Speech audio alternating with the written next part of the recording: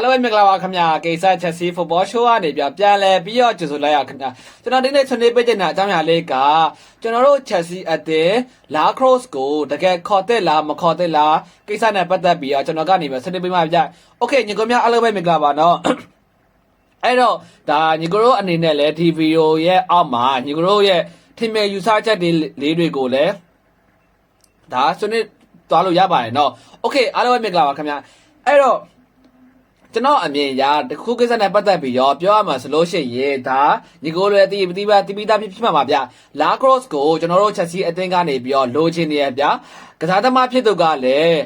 းကျွန်တော်တို့ချက်စီအသင်းနဲ့ဒါဆိုရင်တိုင်ပင်မှုရရှိပြီးသွားပြီနောက်တစ်ချက်ကဘာလဲဆိုတော့ကျွန်တော်တို့ကစားသမားဖြစ်သူကလည်းသူကိုယ်တိုင်ဒါနောက်ထပ်တစ်ဆင့်သူ့ရဲ့အောင်မြင်မှုနောက်ထပ်တစ်ဆင့်တက်လှမ်းခြင်းတဲ့အတွက်ကြောင့်မို့လို့ကျွန်တော်တို့ချက်စီအတင်းစီကိုပေါ့ဗျာလာခြင်းတယ်ပေါ့ဗျာအဲ့တော့ကျွန်တော်အကိစ္စနဲ့ပတ်သက်ပြီးပြောရမှာဆိုလို့ရှိရင်ဒါ Crystal Palace ကပေါ့နော် Crystal Palace ဘက်ကိုပြန်ကြည့်မှဆိုလို့ရှိရင်လေ Crystal Palace က La Crosse တွေသူတို့ရဲ့ဒါအရေးကြီးတဲ့ဒါ player တအိုးလည်းဖြစ်သလိုနောက်တစ်ချက်ကဘာလဲဆိုတော့ကျွန်တော်တို့ချက်စီအတင်းကိုဒါလွယ်ကူနဲ့မရောကြည့်ဘူးပေါ့ဗျာဒါခက်တာဘာလဲဆိုတော့ကျွန်တော်အမြင်ရပြောရမှာဆိုလို့ရှိရင်ကျွန်တော်တို့ဒါအခုဘာလို့အဲ့လိုပုံစံမျိုးဖြစ်တာလဲပေါ့နော်ဘာလို့အဲ့လိုပုံစံမျိုးဖြစ်တာလဲဆိုလို့ရှိရင်ကျွန်တော်အမြင်ရပြောရမှာဆိုလို့ရှိရင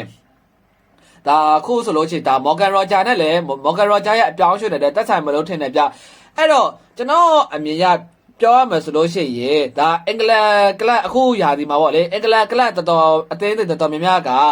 ဂျေဂျီပေးပြီးတော့ကစားသမားတယောက်ကိုဒါခေါ်ထားရှိတယ်ပြောဗျာအဲ့ခါကြောင့်မလို့ကျွန်တော်တို့ချက်စီအသင်းကနေပြောမှာဒါညီကိုတို့သိပြီးသားဖြစ်တယ်ဒါ Morgan Roger ကိုဒါပေါင်39တန်းနဲ့ဝယ်ခဲ့တဲ့အတွက်ကြောင့်မို့လို့ Crystal Palace ကလည်းသူတို့ရဲ့အသင်းရကစားသမားကလည်း Morgan Roger လိုမျိုးအရေးချင်းရှိတဲ့အတွက်ကြောင့်မို့လို့အခုဆိုလို့ရှိရင်ကျွန်တော်တို့ချက်စီအသင်းတောင်းဆိုထားတဲ့ဒါကျွန်တော်တို့ချက်စီအသင်းကနေကမ်းလှမ်းမှုပြုလုပ်ထားတဲ့ဒါ45တန်းကိုဒါသူတို့ Crystal Palace အသင်းကနေပြောညှင်းပယ်ခဲ့တယ်ပေါ့ဗျာအဲ့တော့ဒါသူတို့လိုချင်တာဒီ55တန်းသို့မဟုတ်60တန်းပေါ့ဗျာပေါင်60လောက်လိုချင်တာဗျာအဲ့တော့ကဲဟုတ်ပြီအကဲဆက်နဲ့ပတ်သက်ပြီးတော့ကျွန်တော်အများဆွေးနွေးရမှာဆိုလို့ရှိရင်လာခရော့စ်ဒီတကယ်ကောင်းတဲ့ကစားသမားတရားပါဗျာတော့ပဲလို့ကျွန်တော်တို့ချက်စီအသင်းမှာကလည်းဒါနောက်တိုင်းတဲ့နေရာအတွက်အရန်ကိုလိုအပ်နေရဲ့နေရာကိုလည်းဒါကျွန်တော်တို့ချက်စီပြည်သက်တွေအနေနဲ့တီးပြီးသားဖြစ်မှာပါကျွန်တော်တို့ချက်စီနောက်တန်းမှာကရုပ်ကြီးစိတ်ချရလို့ရရဲ့တဲ့မှာမပါဘူးဗျအစုတပြက်အားဖြင့်ကျွန်တော်တို့ပေါ့နော်ခုဆိုလို့ရှိရင်ဒါ level 1တဲ့အောက်ထပ်ပဲရှိသေးတယ်ဗျာ level 1နဲ့ခုဆိုလို့ရှိရင် Plastra ပေါ့ဗျာ Plastra တို့ပါလို့ရှိသေးရဲ့ဗျာအဲ့တော့ကျွန်တော်ပြောချင်တာဘာလဲဆိုတော့ပေါ့ဗျာကျွန်တော်တို့အခုလက်ရှိကျွန်တော်တို့ချက်စီအသေးရဲ့နောက်တန်းမှာကတော်တော်လေးကိုအစင်မပြေမှုရှိတယ်ဗျအဲ့တော့ဒါနည်းပြစာပြီးအလုံးစုံအနေနဲ့တိုးစင်ကိုသဘောကျတယ်ဆိုပေမဲ့လို့ကျွန်တော်အမြင်ရပြောရမှာဆိုလို့ရှိရင်တိုးစင်ဒီဒါပြီးခဲ့တဲ့အန်ဆိုမာရော့စ်ကလက်ထက်မှာလဲဒါဆန်းဆောင်ရင်ကောင်းမပြတတ်နိုင်ခဲ့ဘူးဗျာအဲ့တော့ကျွန်တော်အမြင်ရပြောရမှာဆိုလို့ရှိရင်တော့တိုးစင်ကိုကျွန်တော်တိတ်ပြီးတော့မယုံကြည်ဘူးအဲ့ဒါကြောင့်မို့လို့ဒါကိုလာခရော့စ်ရဲ့အပြောင်းရွှေ့ကိုမူတည်ပြီးတော့ကျွန်တော်ကဒါမြန်လှုပ်စိတ်ခြင်းနေပေါ့လေကျွန်တော်တို့ချက်စီအသေးအနေနဲ့ခုအပြောင်းရွှေ့ကိုဒါမြန်ဖြစ်သွားဖို့အတွက်ကြောင့်မို့လို့ဒါမြန်လေးလှုပ်စိတ်ခြင်းနဲ့ကတ်တာပါလဲဆိုတော့အပြောင်းရွှေ့တစ်ခုတည်းဗျာအပြောင်းရွှေ့တစ်ခုတည်းဖြစ်တဲ့ကြောင့်မို့လို့ဒါကျွန်တော်တို့ချက်စီအသေးအနေနဲ့ဒါတိုင်ဘက်နေတယ်ပေါ့လေအခုလက်ရှိမှာအဲ့တော့ Crystal Palace ရဲ့ဘက်ကိုပေါ့နော် Crystal Palace ဘက်ကိုပြန်ကြည့်မှဆိုလို့ရှိရင်လဲကျွန်တော်တို့ Chelsea အသင်းနဲ့ Crystal Palace တို့ကြားမှာ relation ကောင်းတယ်ရှိတယ်ဆိုပေမဲ့လို့ဒါအဲ့ relation ကောင်းတွေကိုဒါ Crystal Palace အနေနဲ့ဒါညက်ွယ်ပြုတ်တော့မှာလားပေါ့လေကျွန်တော်မေးချင်တယ်မေးခွန်းอ่ะပေါ့လေအားကြောင့်မလို့ကျွန်တော်ဖြစ်တင်တာကဘာလဲဆိုတော့ကျွန်တော်တို့ Chelsea အသင်းအနေနဲ့တကယ်ရော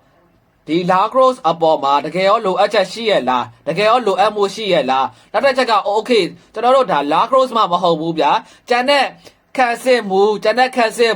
အတွေ့အကြုံရှိရဲ့လူတယောက်ကိုဒီအချိန်ဒီအခု